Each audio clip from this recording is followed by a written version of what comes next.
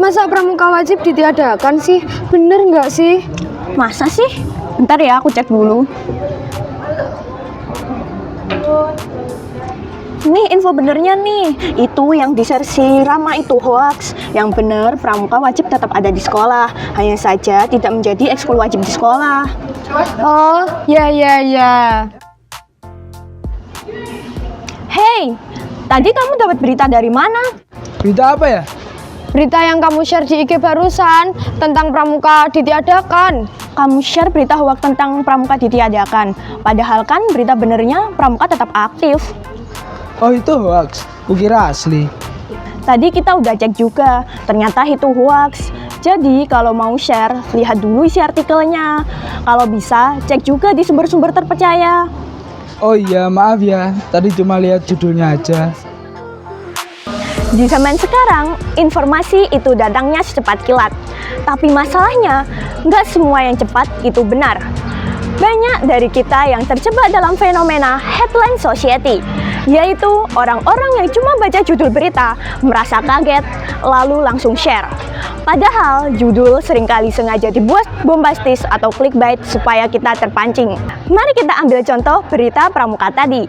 Isu bahwa pramuka ditiadakan itu adalah misinformasi. Fakta yang benar menurut Menteri Pendidikan adalah pramuka tetap menjadi ekstrakurikuler yang disediakan oleh sekolah. Perubahannya hanya pada sifat partisipasi siswa yang kini menjadi sukarela, bukan lagi kewajiban yang dipaksakan. Tapi kegiatannya tetap ada, tetap didukung, dan tetap penting bagi pembentukan karakter kita.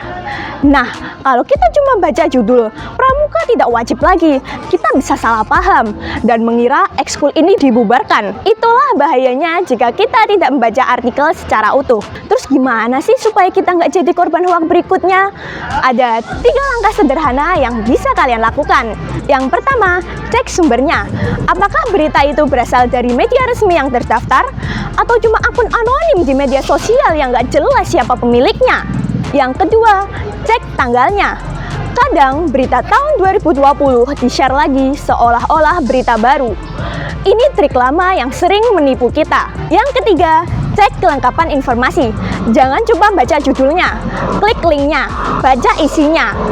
Biasanya penjelasan ada di paragraf tengah atau akhir.